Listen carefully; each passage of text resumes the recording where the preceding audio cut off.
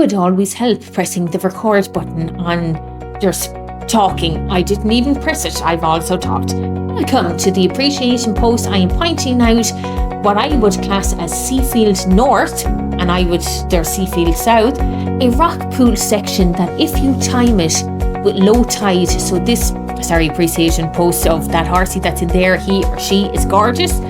If you come down to the car park at Seafield Pier, this is what you're looking at. So I am at the furthest end point of here. This is the north side. The south side, which I've already done a Dipventure on, is back behind you. So this is not an amazing part to come walk down on top of. You have to kind of step on the stones, make sure you don't fall off at the side of the cliff.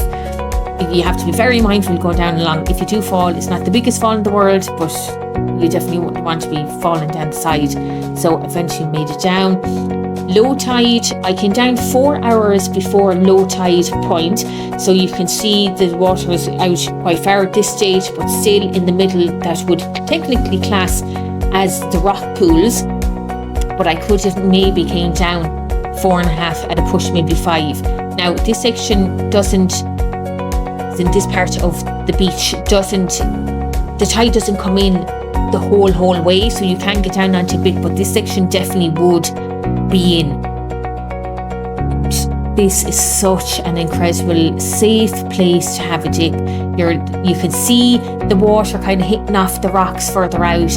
You're coming into a lovely, secluded camp place. A little bit more choppier today, a little bit more windy than other days. Sometimes it can be rougher, but this section is so worth timing it. Obviously, you can come down as the tide is going, like 4.5 hours before low tide, 4.5 hours after. So when the tide is coming in, you'll be able to get it then. But it's such a magical place to have a dip.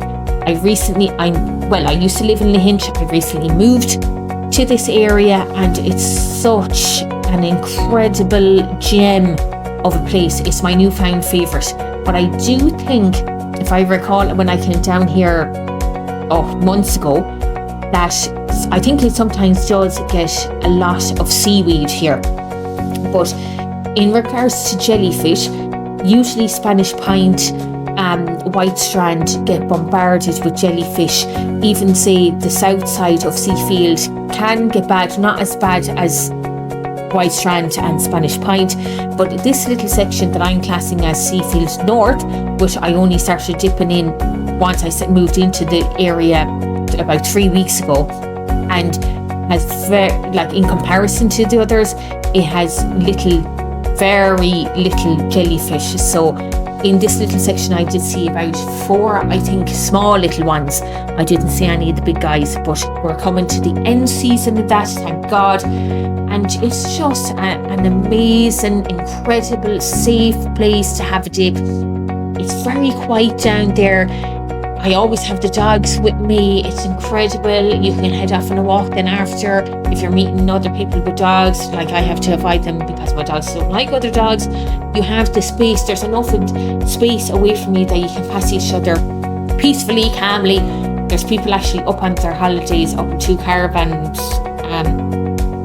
That I don't know, can you see when I was coming down along? But it's dead dry, it's still very mild. This is me heading after with the dogs for a dip, and it's just, it really is a piece of heaven on earth. It's fabulous. And this little section, say as the water would be going further out, it's obviously further out this side, so you'd miss what I class the tidal pool. You can keep heading down along. We were about halfway. You can kind of see the pier from there, and you can keep walking over to that I showed you at the beginning. And just incredible. I think I met like a handful of people down there for the time that I was there. And again, just showing you the side of the pier. This is where you'd end up if you drove into the car park. So this is what I'm classing as Seafield North. And then you'd have Seafield South.